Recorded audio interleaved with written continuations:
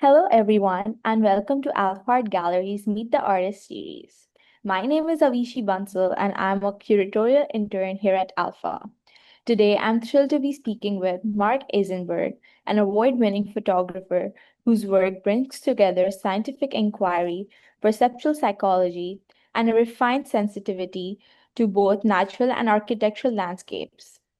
Mark's background in neuroscience shapes the way he understands visual perception, allowing him to explore how the mind organizes complexity into unified, emotionally resonant images.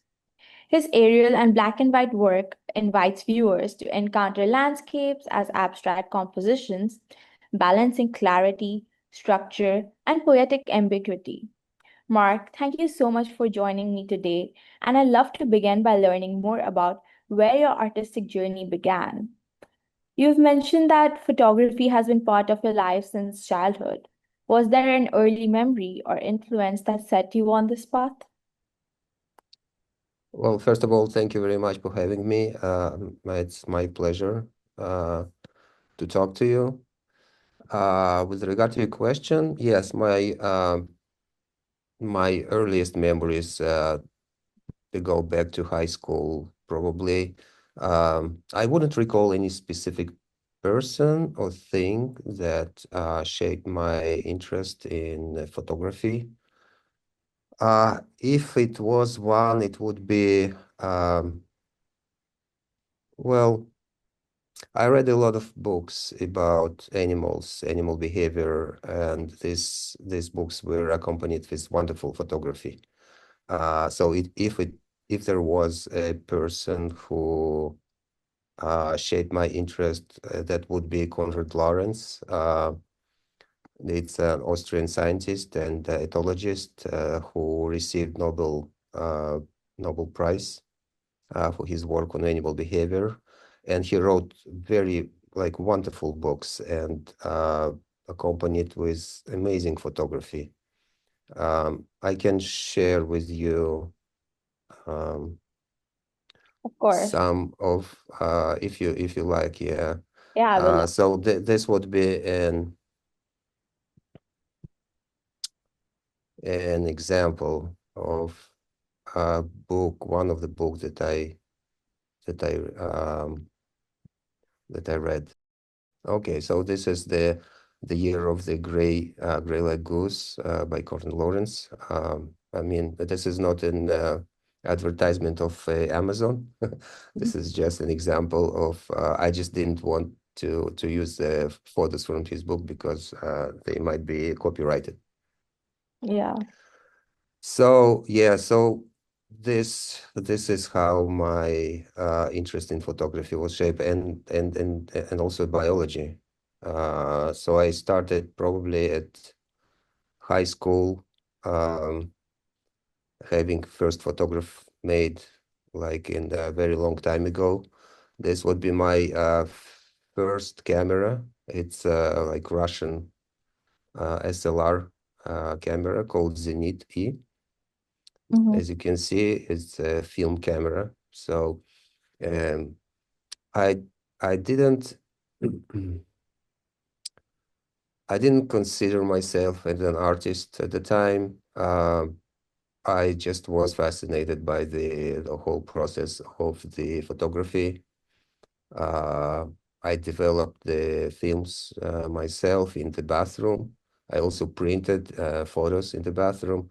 So all this was kind of magical for me. Um, but later on, I started to be more interested in photography as an art form. that's interesting.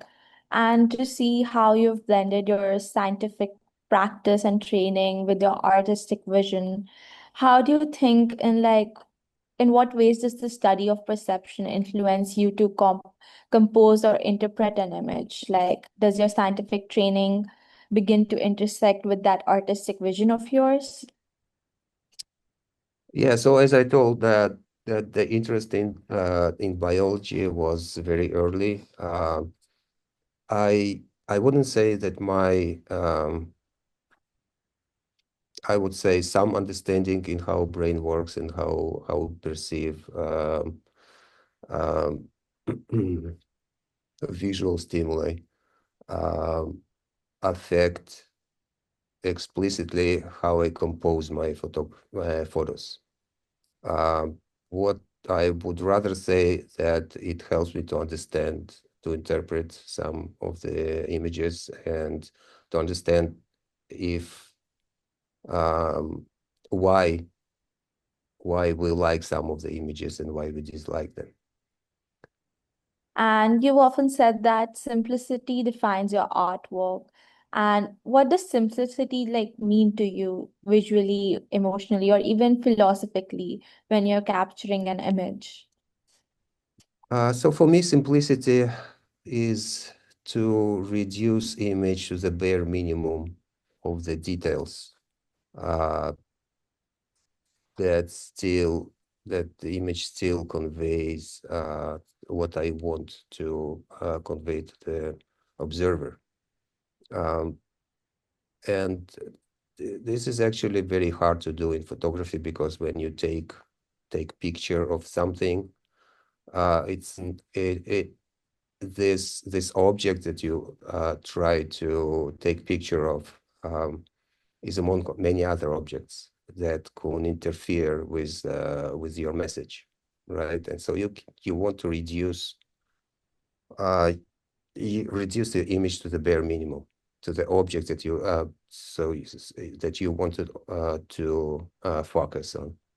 And it's actually amazing um, how it is easy to reduce many of the distracting details of the image without nobody, like anybody would notice it, right? I Yeah. can show you, Yeah, of for course. example, I can show you these two images and how, so how long would it take for you to distinguish between them, to find the differences?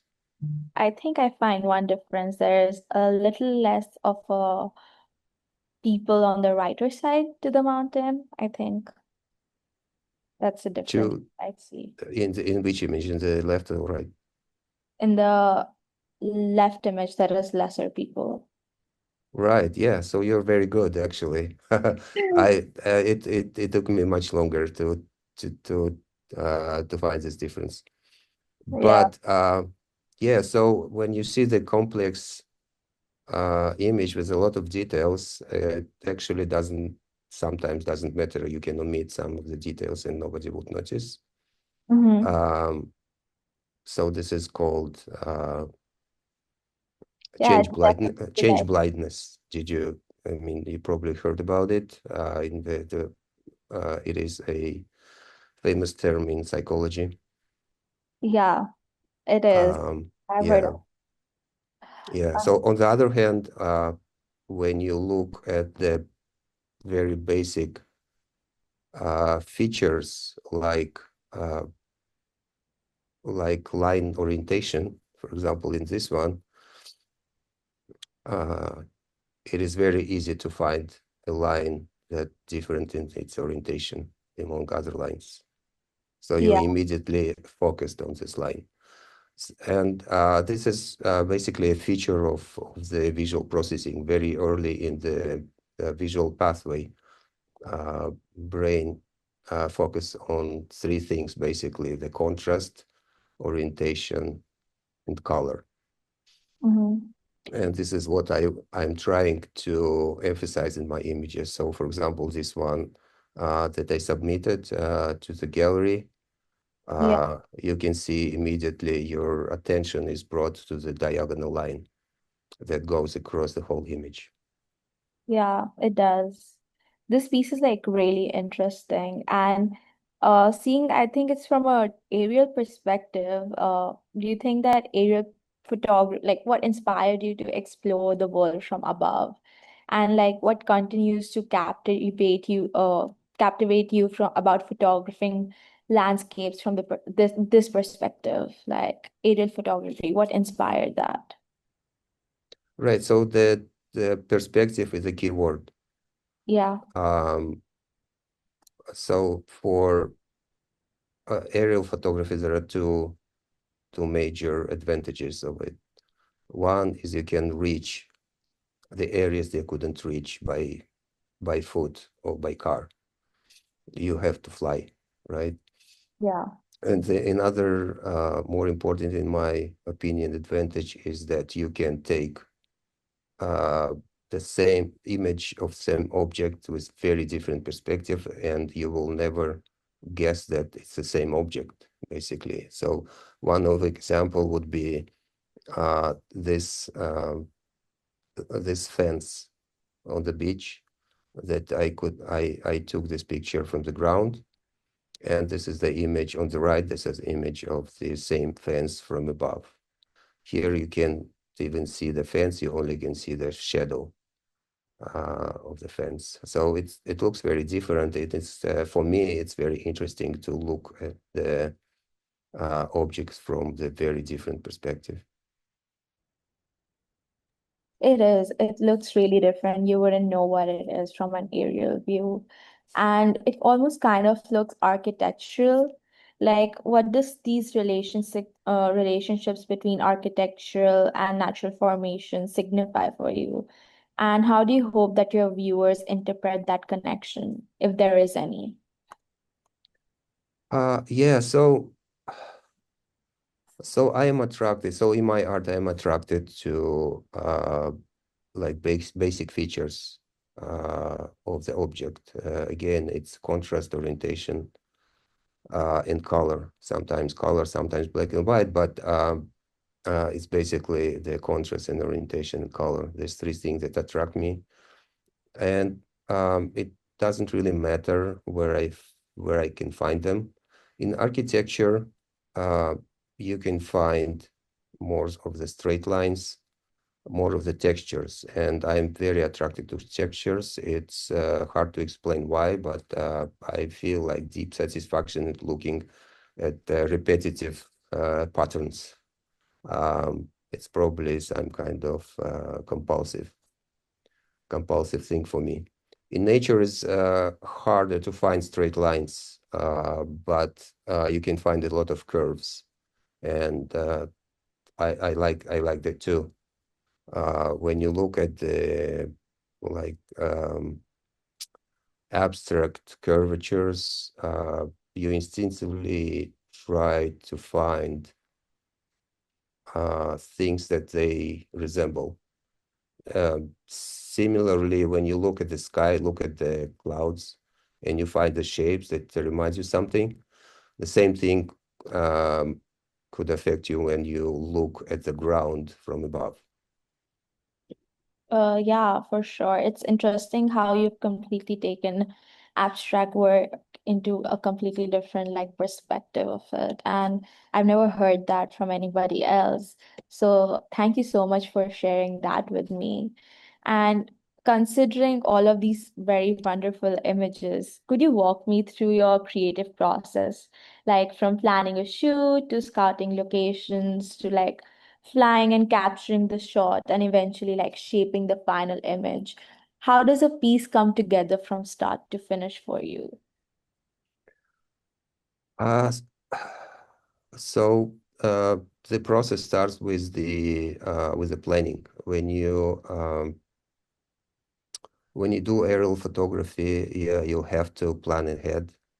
One reason for it is that in many places first of all, in many places you don't have permission to fly, or you have to apply for permission to fly. And so this is the first reason why you have to apply.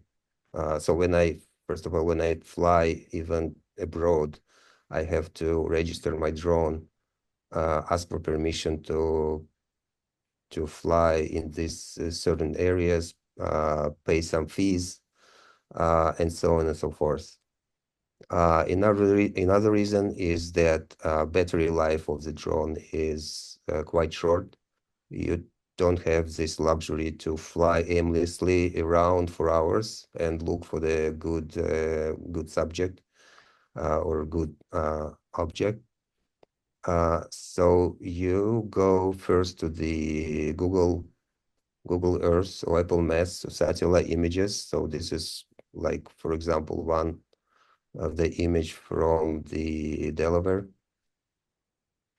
and you look for places where you would like to find some interesting patterns, interesting textures and stuff like that. And so you go there and you fly the drone for maybe 5, 15 minutes, take your pictures, take videos, and go back home. And there, after that, the creativity begins. Um, so I don't use Photoshop a lot. I do basic editing in Lightroom. Mhm. You probably notice that I like very contrasty photos, so I adjust contrast, I adjust colors, or convert image to black and white. Yeah. Um, and yeah, and this is it. And the one of the most important editing is cropping, because you need to crop off everything that distracts from what you want to say. Yeah, I noticed like a lot of things, how like most of your submissions had like black and white instead of color. So, like, how do you think that removing color changes your relationship to the subject or the image? Like, what does monochrome allow you to do that color might not? Um, so first of all, I don't have anything against color. About half of my images are Yeah.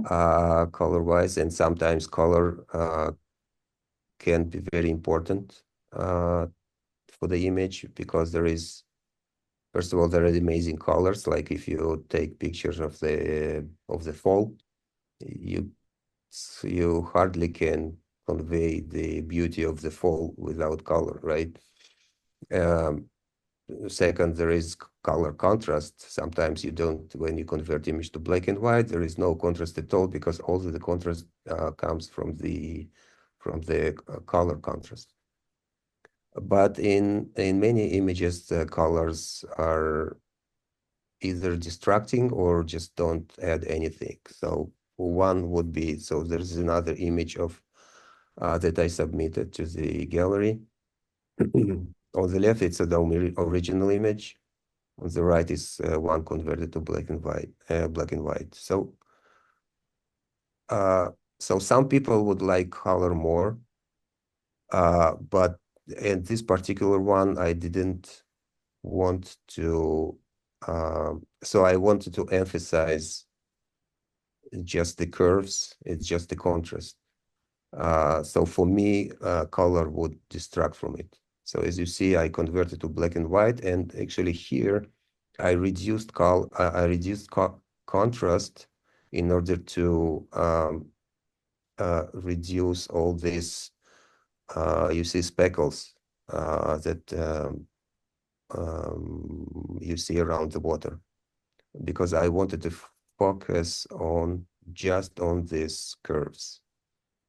Yeah, no, I definitely agree. It's a lot more smoother and more interesting Hmm. to look at this image in black and white than it is in color, because I think it allows the viewer to like think more about it, what it might be, and just even the different contrasts in this picture. So I definitely Exactly. agree with that. And talking about the submissions, I'd love to talk about wetland, a Hmm. piece that is being featured in this exhibition. And in many of your photographs, you treat the earth almost like a canvas, transforming these kind of landscapes into like painterly abstraction. What initially inspired you to like photograph these kinds of images? Yeah, so so that might be just for me, but as I said, I in love with textures, Mm-hmm. and when you look at the texture, you kind of want to touch it and feel it, and this is very satisfactory to me. Yeah. Um, and so when you took picture from above, sometimes like in this picture that you see here or in the wetland, um, you see a lot of texture. Um, and I even don't know how to explain it, but is just something that I love to see. This is something that attract me uh, to architecture as well. So to see the repetitive features, repetitive patterns, or sometimes not repetitive, very abstract and chaotic, is this is things that I'm attracted to. No, that definitely makes sense. I feel like texture in itself makes a piece more interesting than when it's probably flatter, especially photography, considering it's such a 2D medium and it's like it's very interesting how you incorporate texture in your pieces. And finally, on an emotional level, what do you hope viewers experience when encountering your photograph? Is there a specific mood, reflection, or perceptual shift you aspire to evoke? It's very hard to me to expect from the observer to feel anything.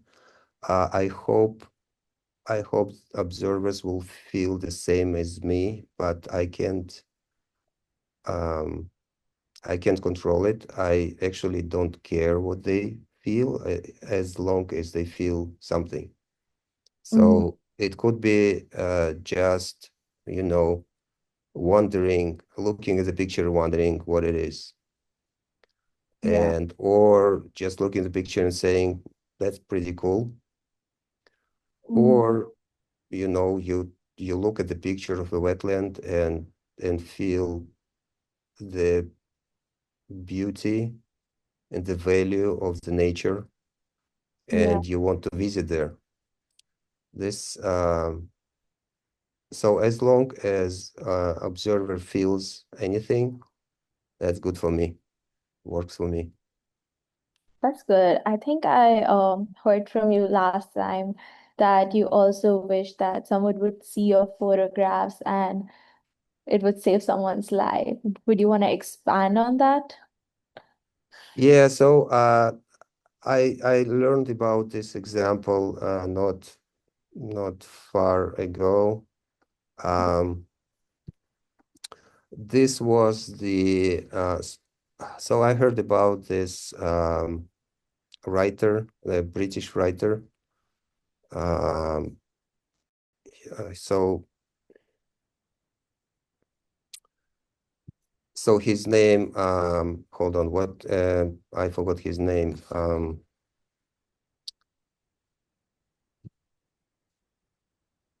It's very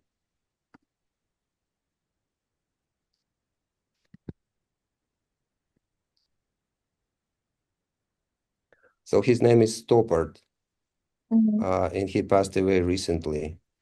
And so he wrote this play called Arcadia, and there was a professor called Michael Baum. He's the professor of surgery in the University College of London, and he's surgical oncologist. He's a specialist in breast cancer.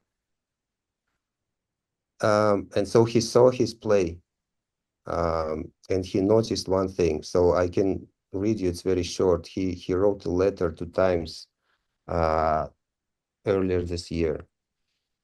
Uh, so he wrote. This is from the play. Thomasina asked her tutor Septimus, if there is an equation for curve like a bell, there must be an equation for one like a bluebell. And if a bluebell, why not a rose? With that, Stoppard explains chaos theory, which better explains the behavior of breast cancer. In the point of diagnosis, the cancer must have already scattered cancer cells into circulation, the nest latent in the distant organs. The consequence of that hypothesis was the birth of adjuvant systemic chemotherapy.